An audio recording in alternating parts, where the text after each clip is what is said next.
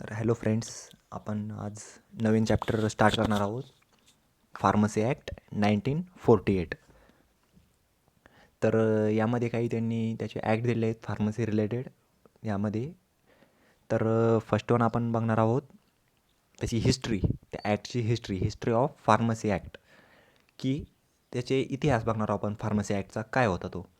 तर in the first one, in India, there was no any restrictions to practice the profession of pharmacy. Means आपल्या इंडियामध्ये जे काही फार्मसीच्या व्यवसायात किंवा त्याच्या प्रोफेशनमध्ये त्याच्या प्रॅक्टिस करण्यात त्यावेळेस कोणतेही बंधन नव्हते. अँड त्यावेळेस 100 of case wear found by government wear in the compounding, mixing और डिस्पेन्सिंग of medicines was being done by persons who were not adequately educated in this line. Means काय, त्यावेळेस गव्हर्नमेंटने शेकडो प्रकरणे शोधून काढली होती ज्यामध्ये त्यांना पुरेसे एज्युकेशन नसलेल्या पर्सनकडून किंवा व्यक्तीकडून मेडिसिन तयार करणे किंवा त्याला मिसळवणे, मिक्स करणे, त्याची मिक्सिंग करणे किंवा त्याचे वितरण करणे त्यावेळेस चालू होते.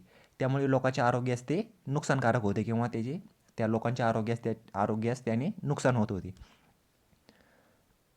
Next one, this causing great harm to the health of people. म्हणजे त्यावेळेस त्यामध्ये त्यांच्या व्यवसायाचे प्रोफेशन जे होते त्याचं रेग्युलेशन करण्यासाठी आणि फार्मसीच्या स्टडीसाठी हा ॲक्ट लागू केला होता त्यावेळेस, किंवा हा कायदा बनवणे आवश्यक असल्याचे दिसून आले होते. त्यामुळे फार्मसी ॲक्ट हा त्यावेळेस तयार करण्यात आला होता किंवा लागू करण्यात आला होता.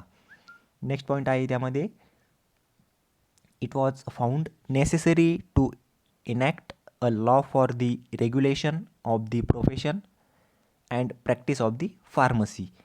And last one point, an act was promulgated in 1948 entitled the Pharmacy Act 1948. तर यामध्ये काय आहे की त्यामध्ये फार्मसी ॲक्ट हा 1948 1948 या नावाने 1948मध्ये लागू करण्यात आला होता. तर आपण नेक्स्ट पॉईंट बघणार आहोत आता. यामध्ये त्याचं ऑब्जेक्टिव्ह काय होतं, त्याचं उद्दिष्ट, objectives.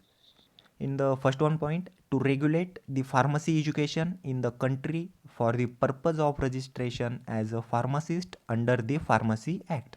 And second point, they also regulate the profession and practice of pharmacy. म्हणजे याच्यामध्ये काय सांगितलं आहे त्याच्या ऑब्जेक्टिव्समध्ये, यात त्यांनी की त्यामध्ये असं सांगितले आहे की देशामध्ये, आपल्या इंडियामध्ये फार्मसीच्या एज्युकेशनसाठी त्यात फार्मसीच्या कायद्याच्या अंतर्गत जे फार्मसिस्ट म्हणून त्यांची नोंदणी करण्याच्या उद्देशाने त्यांचे नियमन करण्यात आले होते. किंवा तसेच आपल्या देशामध्ये, आपल्या इंडियामध्ये ज्याचं फार्मसी एज्युकेशन कंप्लीट आहे तोच रजिस्टर फार्मासिस्ट असू शकतो आणि रजिस्टर फार्मासिस्ट म्हणून त्याला ओळखले जाते. इन दिस नेक्स्ट पॉईंट आपण बघणार आहोत त्यामध्ये आता त्याची डेफिनेशन. त्याची डेफिनेशन काय आहे, फर्स्ट वन आहे त्यातमध्ये फार्मसी ॲक्ट. नेमकं फार्मसी ॲक्ट म्हणजे काय आहे, फार्मसी कायदा काय सांगतो, and act to regulate the profession of pharmacy. म्हणजे फार्मसी ॲक्ट काय सांगतो की फार्मसीच्या व्यवसायाचे किंवा त्याच्या प्रोफेशनचे नियमन किंवा ते रेग्युलेट करण्यासाठी हा कायदा वर्क करत असतो. Is called as the pharmacy act. म्हणजे तो regulate the profession of pharmacy. And second point आहे रजिस्टर फार्मसिस्ट. मीन्स काय आहे रजिस्टर फार्मसिस्ट म्हणजे की a person whose name is for the time being entered in the register of the state and in which he or she is the for time being residing of carrying on the his profession or business of pharmacy. म्हणजे काय आहे, ज्या व्यक्तीचे नाव त्याच्या व त्याच्या राज्यातील रजिस्टरमध्ये दाखल किंवा रजिस्टर केलेले आहे किंवा रजिस्टर केले गेलेले आहे, ज्यामध्ये तो स्वतः किंवा त्याचा व्यवसाय तो किंवा त्याचं प्रोफेशन त्याने चालू केले आहे, असा जो फार्मासिस्ट असतो is called as register pharmacist.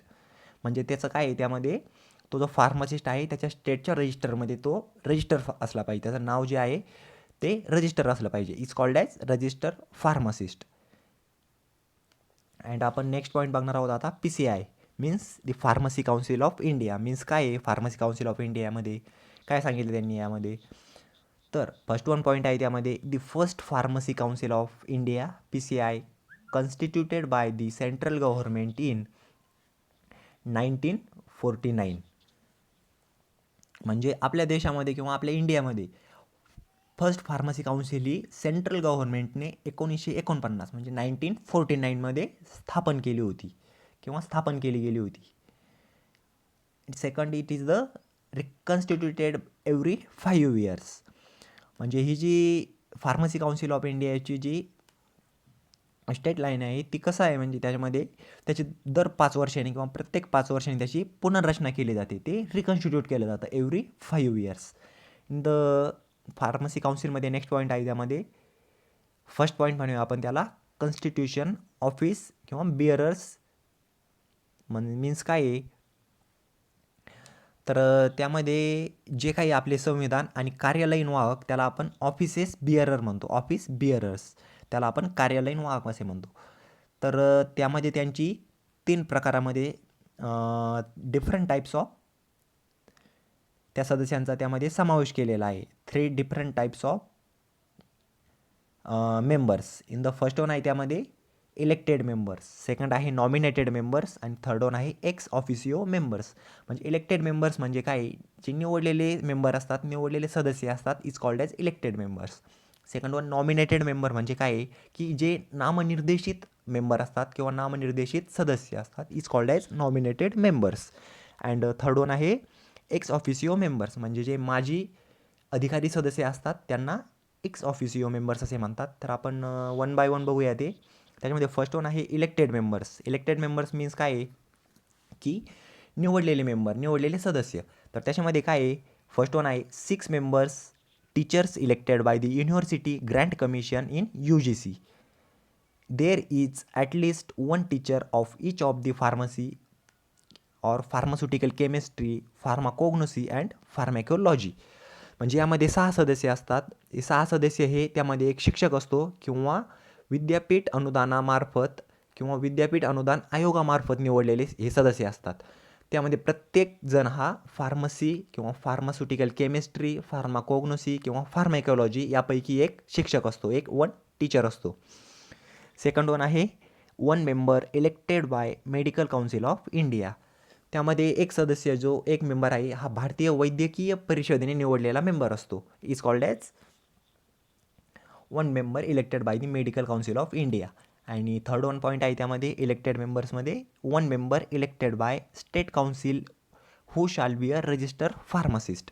म्हणजे त्यामध्ये नंतर सांगितले आहे की राज्य सदस्याने निवडलेला जो सदस्य असतो, जो मेंबर असतो, तो पण रजिस्टर फार्मासिस्ट असला पाहिजे, तो रजिस्टर फार्मसी असला पाहिजे त्यामध्ये.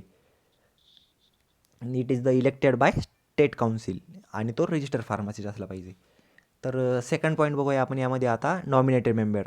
आपण फर्स्ट बघितला इलेक्टेड मेंबर, आता second one nominated member. Nominated member म्हणजे काय, नामनिर्देशित सदस्य. तरी त्याच्यामध्ये फर्स्ट वन बघूया आपण 6 member nominated by the central government of whom at least 4 shall be persons possessing a degree or diploma in or it is the practicing pharmacy or pharmaceutical chemistry. म्हणजे काय, यामध्ये केंद्र सरकारने किंवा सेंट्रल गव्हर्नमेंटने 6 member निवडलेले असतात. त्यामध्ये 6 सदस्य निवडलेले असतात, ज्यापैकी 4 लोक हे डिग्री किंवा डिप्लोमा इन फार्मसी झालेला असावा त्यांचा किंवा प्रोसेसिंग चालू असावी. आणि त्यामध्ये तो प्रॅक्टिस किंवा अनुभवी फार्मासिस्ट असावा, नाहीतर तो फार्मास्युटिकल केमिस्ट्री किंवा त्याचबरोबर तो फार्मास्युटिकल केमिस्ट्रीमध्ये त्याचे पोस्ट ग्रॅज्युएशन झालेले असावे, म्हणजे त्याचं पोस्ट ग्रॅज्युएशन असलं पाहिजे. तर आपण आता नेक्स्ट पॉईंट बघणार आहोत त्यामध्ये a representative of the UGC and representative of the all India council for technical education means AICTE. म्हणजे काय आहे, UGC मीन्स काय आहे, की university grant commission means is called as UGC. म्हणजे तो रिप्रेझेंटेटिव्ह जो आहे, परत त्यामध्ये तो UGC किंवा AICTEचा प्रतिनिधी असावा, रिप्रेझेंटेटिव्ह असावा, असं यामध्ये सांगितलं आहे. आणि थर्ड वन पॉईंट आहे 1 member nominated by each state government who shall be a resistor pharmacist. आणि लास्टचा जो आहे तो त्या प्रत्येक म्हणजे प्रत्येक राज्य शासनाने मान्य केलेला किंवा नॉमिनेट केलेला मेंबर असावा आणि तो रजिस्टर फार्मसी असावा त्याचबरोबर, तरच त्यामध्ये तो ग्राह्य धरला जातो. आता आपण लास्ट पॉईंट बघूया, यामध्ये एक्स ऑफिसिओ मेंबर्स मीन्स काय, माजी अधिकारी सदस्य. तर त्यामध्ये काय सांगितलं आहे त्यांनी 3 पॉईंट दिलेले आहेत. त्यामध्ये फर्स्ट वन आहे the director general of health services. Means काय आहे, director general of health services means त्यामध्ये तो आरोग्य सेवा महासंचालक किंवा सेंट्रल मेडिसिनच्या लॅब किंवा प्रयोगशाळेचा किंवा लॅबोरेटरीचा संचालक असावा. तो त्यामधला राज्याचा प्रयोगशाळेचा संचालक असावा. आणि सेकंड वन आहे the director of central drug laboratory. तो सेंट्रल ड्रग लॅबोरेटरीचा डायरेक्टर मीन्स संचालक असावा. आणि थर्ड वन आहे the drug control of India. तर यामध्ये बघूया आपण एक्स ऑफिशियल मेंबर्समध्ये executive committee consisting of means जे कार्यकारी समिती म्हणतो is called as executive committee. किंवा कन्सिस्ट केली होती किंवा ते कन्सिस्ट कशी केली आहे, त्याच्यामध्ये फर्स्ट वन आहे प्रेसिडेंट, सेकंड आहे व्हाईस प्रेसिडेंट. त्यामध्ये काय दिलेलं आहे, president and vice president of central council shall be elected by the members of the council from themselves. आणि सेकंड वन आहे 5 members elected by central government किंवा central council from its member. त्यामध्ये एक अध्यक्ष आणि एक उपाध्यक्ष असतो. त्यामध्ये वन प्रेसिडेंट अँड एक व्हाईस प्रेसिडेंट असतो, एक अध्यक्ष आणि एक उपाध्यक्ष असतो. त्यामध्ये केंद्रीय परिषदेचे अध्यक्ष हे स्वतःमधून किंवा त्या स्वतः परिषदेच्या सदस्यांद्वारे त्यांची निवड केली जाते. यामध्ये त्यांच्या स्वतःमधून तयार केलेल्या परिषदेच्या सदस्यांद्वारे त्यांची निवड केली जाते यामध्ये. आणि त्यामधून 5 मेंबर हे 5 मेंबर्स आर द 5 सदस्य हे सेंट्रल काउन्सिल ऑफ इंडियामधून निवडले जातात. तर हे आपण आज बघितलं आहे. त्यामध्ये आपण 3 पॉईंट बघितले आहेत. History of pharmacy act, objectives बघितले, त्याची डेफिनेशन बघितली आपण, फार्मसी ॲक्ट आणि रजिस्टर फार्मसिस्टची PCI बघितलं, नेमकं फार्मसिस्ट काउन्सिल ऑफ इंडिया म्हणजे काय आहे.